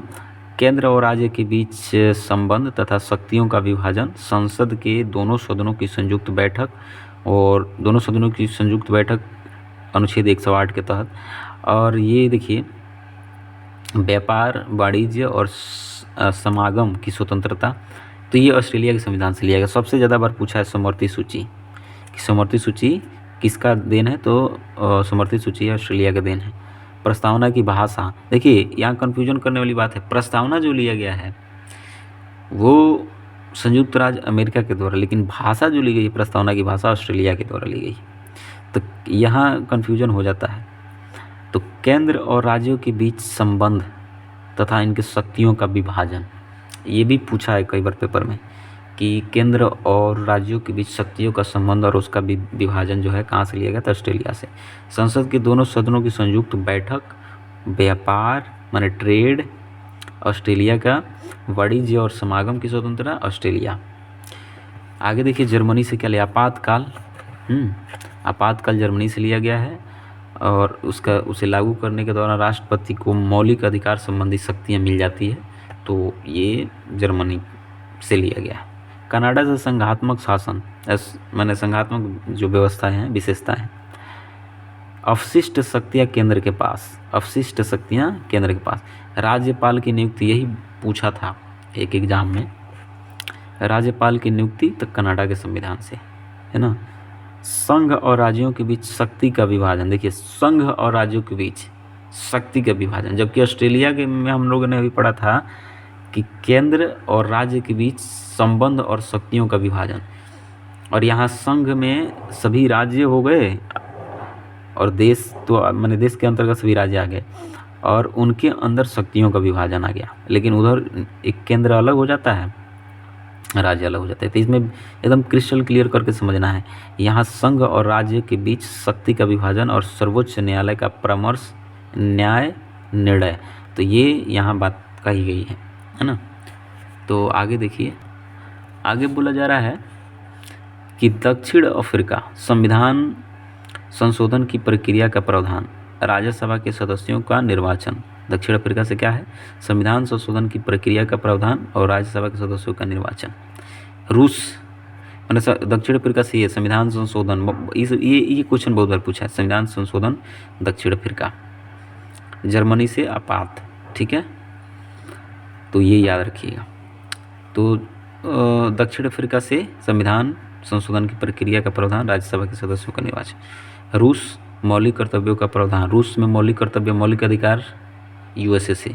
जापान से विधि द्वारा स्थापित प्रक्रिया, जापान से विधि द्वारा स्थापित प्रक्रिया। फ्रांस से गणतंत्रात्मक और प्रस्तावना में स्वतंत्रता, समानता, बंधुत्व के आधार से। अभी जब प्रस्तावना पढ़ रहे थे तो हम जिक्र भी किए थे, जब संशोधन किया गया तो ये शब्द जो लिए गए, स्वतंत्रता, समानता और बंधुता, ये शब्द लिए गए कहाँ से?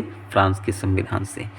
और 1976 में इसे 42वें संविधान संशोधन के तहत इसे जोड़ दिया गया। आगे देखिए, भारतीय संविधान के अनेक देशी और विदेशी स्रोत हैं, लेकिन भारतीय संविधान पर सबसे अधिक प्रभाव भारतीय शासन अधिनियम 1935 का है। भारतीय संविधान के 395 अनुच्छेदों में लगभग 250 अनुच्छेद ऐसे हैं जो 1935 के अधिनियम से या तो शब्दशः ले लिए गए हैं या फिर उनमें बहुत थोड़ा परिवर्तन करके साथ लिया गया। अच्छा, इसके पीछे लॉजिक क्या है?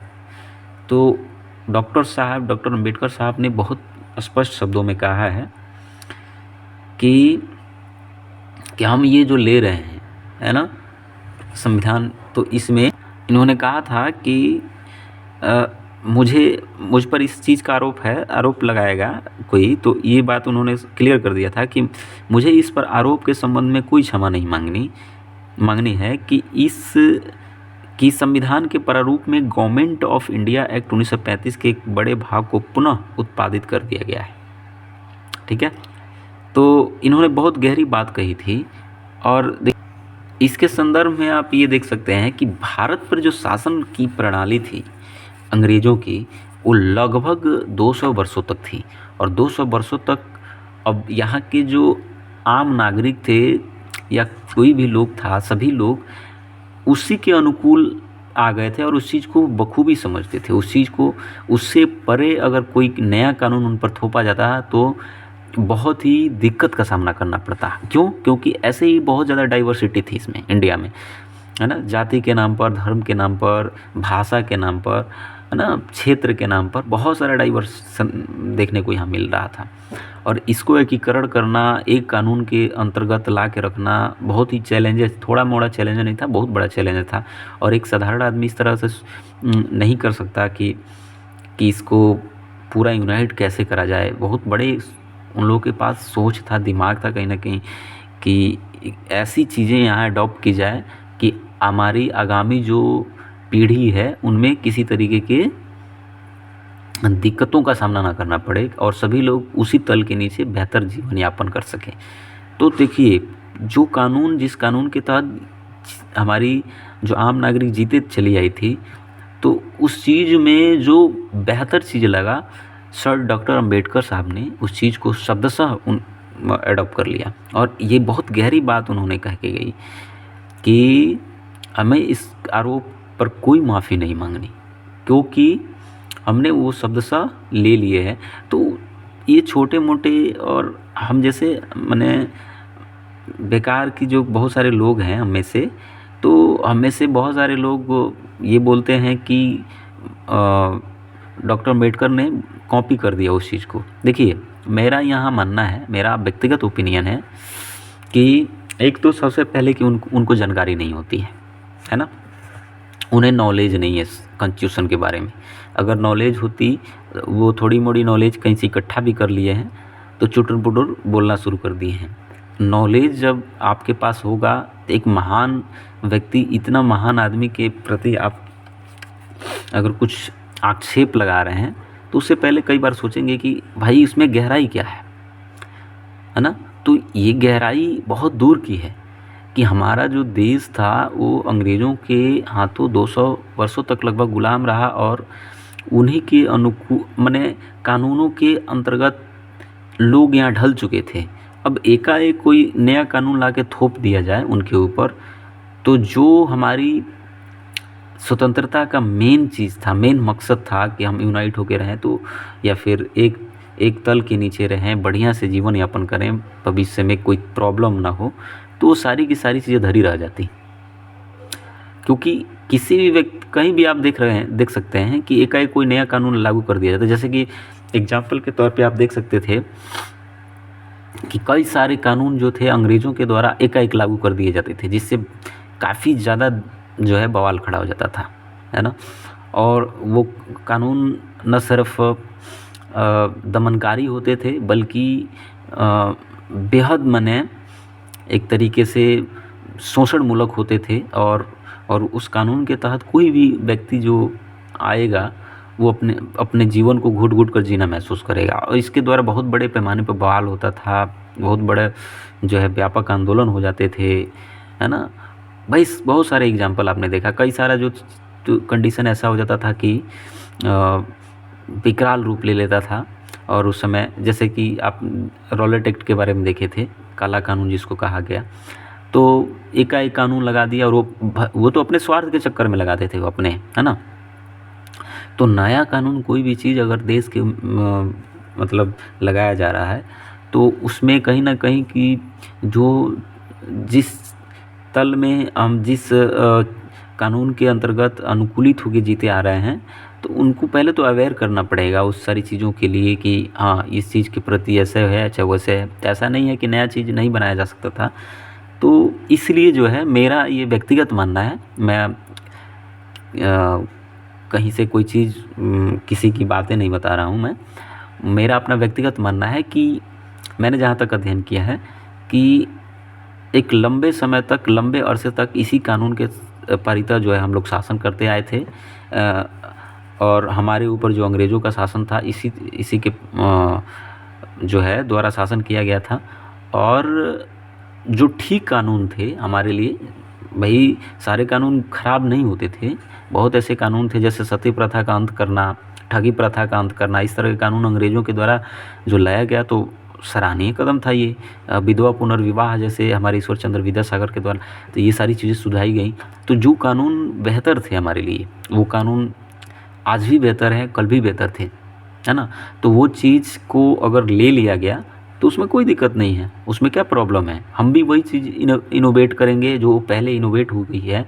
हाँ, उसमें मॉडिफाई करना समय समय पर ज़रूरी होता है, तो मॉडिफाई हम कर सकते हैं सकारात्मक रूप में, जो सबके लिए हो, ठीक है। किसी वर्ग विशेष को ध्यान में ना रखकर, या फिर किसी जाति विशेष, या फिर किसी मैंने जो कम्युनिटी को टारगेट करके, या किसी ऐसा मैंने संशोधन हम नहीं कर सकते, है ना। सबके लिए सर्वजन हिताय सर्वजन सुखाय के पारिता जो है हम संशोधित कर सकते हैं। तो इसलिए जो है बहुत गहरी बात उन्होंने कही थी। चलिए, और आगे भी उस पर डिस्कस करने को बहुत सारी चीज़ें मिलेंगी। भारतीय संविधान की अनुसूची के बारे में हम बात कर लेते हैं, है ना। भारतीय संविधान की प्रथम अनुसूची, इसमें भारतीय संघ के घटक राज्य जैसे 28 राज्य और संघ शासित, है ना, 8 क्षेत्रों में उल्लेखित है। अभी तो 8 राज्य हो गए हैं और 8 संघ शासित यूटीज़ हो गए हैं, ठीक है। संविधान के 69वें संविधान संशोधन के द्वारा दिल्ली को राष्ट्रीय राजधानी का दर्जा दिया गया। ये पेपर में कई बार पूछ लिया गया है कि दिल्ली को राष्ट्रीय राजधानी क्षेत्र का दर्जा दिया गया है 69वें संविधान संशोधन के द्वारा। तो ये तो रहा प्रथम अनुसूची। प्रथम अनुसूची में क्या था कि भारतीय संघ के घटक और राज्यों तथा यूटीज का उल्लेख है। माने भारत एक संघ है और उनमें जो राज्य आते हैं और यूटीज आते हैं उनका उल्लेख किया गया है पहला अनुसूची में। दूसरी अनुसूची में इसमें है कि भारतीय राज्य व्यवस्था के विभिन्न पदाधिकारियों जैसे राष्ट्रपति हो गए, राज्यपाल, लोकसभा के अध्यक्ष और उपाध्यक्ष, राज्यसभा के सभापति और उपसभापति, उसी तरीके से विधानसभा के अध्यक्ष और उपाध्यक्ष और विधान परिषद के सभापति और उपसभापति। देखिए यहाँ सभापति का जिक्र करा गया है, सभापति और उपसभापति उच्चतम न्यायालय के, है ना, और उच्च न्यायालयों के न्यायाधीशों और नियंत्रक महालेखा परीक्षा आदि जितने भी माने पदाधिकारी होते हैं, उन सारे पदाधिकारियों को जो प्राप्त होने वाला वेतन है और भत्ता है, पेंशन है, उन सब का उल्लेख दूसरी अनुसूची में करी गई है। अगर आप जानकारी लेना चाहते हैं कि राज्यपाल का वेतन, भत्ता, पेंशन कितना है ना, राज्यसभा के सभापति का, उपसभापति का वेतन भत्ता कितना है, विधानसभा के चाहे विधान परिषद के सभापति या उपसभापति, तो या सर्वोच्च न्यायालय या उच्च न्यायालय, तो ये सारी जो चीज़ें हैं इसमें जिक्र करी गई है, आप इसे देख सकते हैं। तीसरी अनुसूची में क्या किया गया है, तो इसमें विभिन्न पदाधिकारियों जैसे मंत्री, उच्चतम और उच्च न्यायालय के न्यायाधीशों के द्वारा जो है पद ग्रहण के समय ली जाने वाली शपथ की बात करी गई है। तो जितने भी शपथ ग्रहण वाला काम है ना, जैसे राष्ट्रपति दिलवाते हैं शपथ ग्रहण या फिर राज्यपाल दिलवाते हैं उनको, है ना, जो दिलवाता है शपथ, तो ये सारी शपथ की बात जो है तीसरी अनुसूची में की गई है। तो पहला में आपने देखा कि भारतीय संघ और उसके राज्य क्षेत्रों के बारे में बात की गई है, दूसरे में पदाधिकारियों की बात की गई है कि उनके वेतन, भत्ता, पेंशन जो है कैसे दिया जाता है, कहाँ से दिया जाता है, तो वो सारी बात की गई है दूसरी अनुसूची में। तीसरा अनुसूची में जब अधिकारी लोग हैं तो इनको शपथ ग्रहण जरूरी है, तो तीसरी अनुसूची में इनके शपथ ग्रहण की बात करी गई है, ठीक है।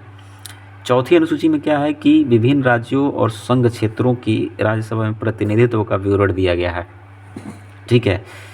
तो इसमें जो है राज्यों तथा संघीय क्षेत्रों के राज्य क्षेत्रों में प्रतिनिधित्व का विवरण दिया गया है।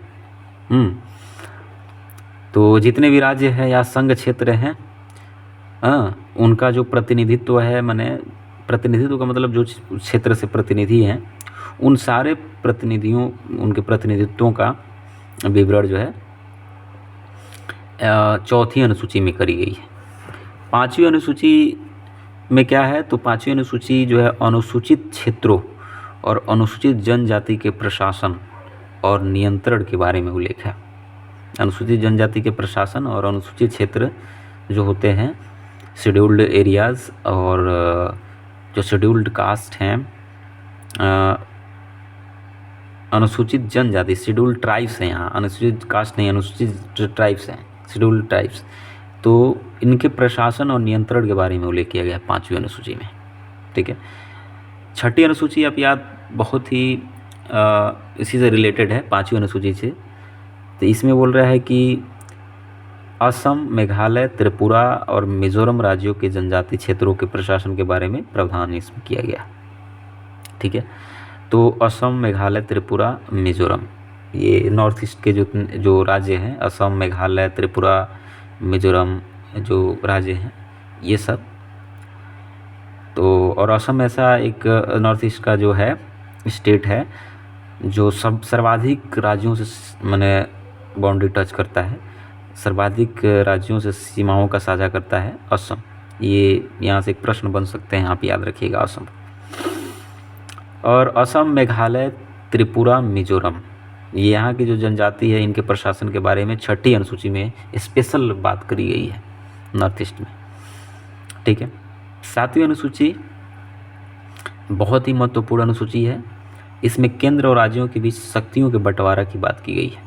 अच्छा, केंद्र और राज्यों के बीच शक्तियों का बंटवारा कहाँ से लिया गया, ये स्रोत कहाँ का देन है, तो आपने पढ़ा था अभी कि ये जो देन है, तो ये जो देन है ये ऑस्ट्रेलिया की देन है, मतलब केंद्र और राज्यों के बीच शक्तियों का बंटवारा, जबकि संघ और राज्य क्षेत्रों की शक्तियों का बंटवारा जो है आपने अभी देखा था, कनाडा का देन था, है ना, संघ और राज्य क्षेत्र। तो ये यहाँ से रिलेट करके याद रख सकते हैं। तो ये बोल रहा है कि सातवीं अनुसूची में केंद्र और राज्यों के बीच शक्तियों का बंटवारा, है ना, तो केंद्र और राज्यों के बीच शक्तियों का बंटवारा जो है इसमें किया गया है। मतलब संविधान के लागू होने के समय इसमें 97 विषय थे। कितने, सॉरी हम तो यहाँ चले आए, सीधे यहाँ भी आना चाहिए था। तो ये हम बोलना चाह रहे हैं कि इसमें, इस अनुसूची में सरकारों द्वारा शुल्क और कर लगाने के अधिकारों का उल्लेख किया गया। इसके अंतर्गत 3 सूची बनाई गई हैं, संघ सूची, राज्य सूची और समवर्ती सूची। ठीक है, संघ सूची, राज्य सूची, समवर्ती सूची। संघ सूची में देखिए, इस सूची में दिए गए विषय पर केंद्र सरकार कानून बनाती है, इसको आप जानते होंगे। और संविधान लागू होने के समय इसमें 97 विषय थे, लेकिन अभी वर्तमान में 100 विषय हैं, है ना। संघ सूची के कुछ महत्वपूर्ण विषय हैं: देश की प्रतिरक्षा, विदेशी मामले, युद्ध और शांति, रेल, डाक, तार, मुद्रा बैंकिंग और मुद्रा बैंकिंग, परमाणु शक्ति आदि सभी जो महत्वपूर्ण जो विषय हैं ये संघ सूची के अंतर्गत आते हैं। राज्य सूची में क्या क्या आते हैं भाई, तो इस सूची में दिए गए विषय पर राज्य सरकार कानून बनाती है और राष्ट्रीय हित से संबंधित होने पर केंद्र सरकार भी कानून बना सकती है राज्य सूची में। संविधान के लागू होने के समय इसके अंतर्गत 66 विषय थे। कितने, 66 विषय थे, लेकिन अभी 61 विषय हैं।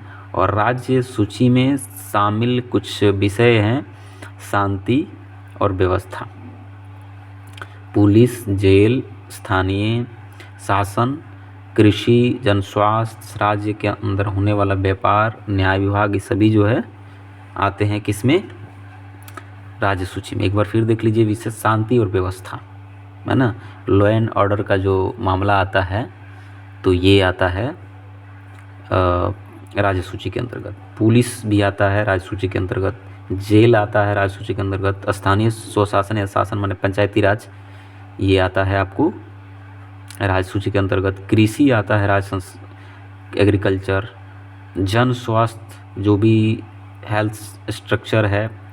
आपने देखा होगा कोरोना टाइम में बहुत सारे स्टेट हैं जो सेंट्रल के लॉ मानते ही नहीं थे, है ना, वो कुछ और कानून बनाते, ये कुछ और बनाते थे। तो दोनों के बीच जो है रस्साकसी चलती थी और काफ़ी जो है कंट्राडिक्शन देखने को मिलता था एक दूसरे के प्रति। तो इस तरीके से जन स्वास्थ्य माने हेल्थ जो सेक्टर है, हेल्थ से रिलेटेड, वो राज्य सूची के अंतर्गत आता है। राज्य के अंदर होने वाला जो व्यापार है, न्याय विभाग, सभी जो है राज्य सूची के अंतर्गत आता है। फिर आगे देखिए समवर्ती सूची। समवर्ती सूची माने इसके अंतर्गत दोनों माने विषय पर दोनों जो है कानून बना सकते हैं, केंद्र और राज्य। लेकिन कानून के विषय में समान होने पर केंद्र सरकार द्वारा बनाया गया कानून ही मान्य होता है। ठीक है। और बोल रहा है कि राज्य सरकार द्वारा बनाया गया कानून केंद्र सरकार के कानून बनाने के साथ ही समाप्त हो जाता है। मतलब कहीं ना कहीं आधिपत्य इसका, इस पर अधिपति है, किसका? समवर्ती सूची पर, केंद्र का। संविधान लागू होने के, ठीक है,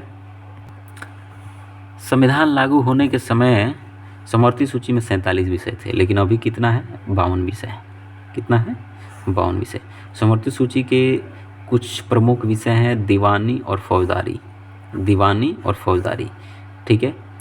कानून एवं प्रक्रिया, विवाह तथा तलाक, शिक्षा, आर्थिक नियोजन, बिजली, समाचार पत्र, श्रमिक संघ, वन, ये सभी जो है इसके अंतर्गत आते हैं समवर्ती सूची में। तो एक बार फिर देख लीजिए, दीवानी और फौजदारी जो मामला होता है, दीवानी फौजदारी मामला में हो गया कि जो ज़मीनी में मामला होता है, विवाद होता है, वो दीवानी, और फौजदारी जो लड़ाई झगड़ा वाला, तो ये हो फौजदारी। तो ये कानून जो भी कानूनी प्रक्रिया है इस पर केंद्र और राज्य दोनों कानून बना सकती है। ठीक है। विवाह और तलाक एक ऐसी मामला है जो दोनों, इस पर दोनों कानून बनाए जा सकते, दोनों कानून बना सकते हैं, है ना। शिक्षा, शिक्षा भी दोनों मिल के हेल्प कर सकते हैं, इसको आगे बढ़ा सकते हैं। आर्थिक नियोजन, आर्थिक नियोजन ऑब्वियसली दोनों का है। बिजली, है ना, राज्य और केंद्र दोनों का है। समाचार पत्र, न्यूज़पेपर, ये भी दोनों का है। श्रमिक संघ, ये भी दोनों का है। और वन, ये भी जो है दोनों का है। तो ये सारे जो विषय हैं इसमें से क्वेश्चन बनते हैं। वन हो गया, बिजली हो गया, है, श्रमिक संघ हो गया, आप इसको याद रख सकते हैं।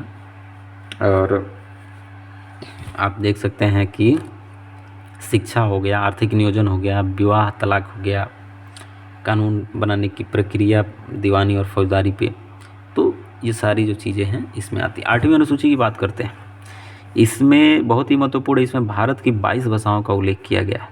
मूल रूप से 8वीं अनुसूची में 14 भाषाएँ थीं।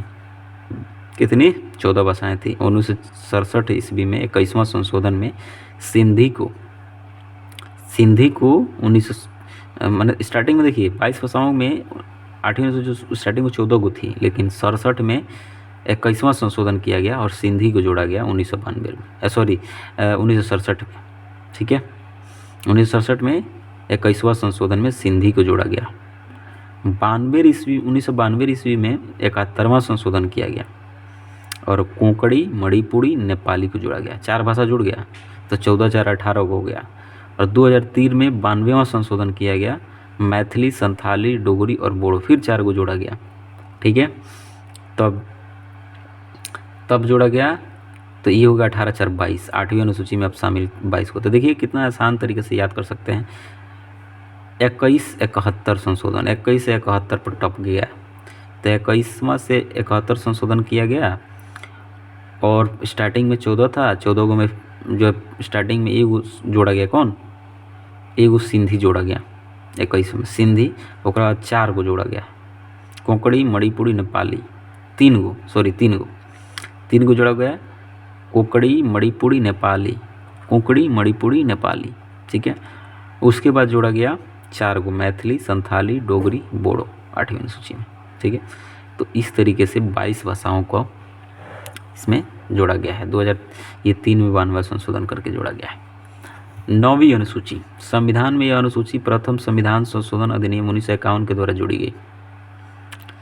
ठीक है, पहला ये पूछता है कि पहली संविधान सभा में क्या जोड़ा गया, तो पहला संविधान सभा में यही जोड़ा गया क्या, तो इसके अंतर्गत राज्य द्वारा संपत्ति के अधिकरण की विधियों का उल्लेख किया गया है।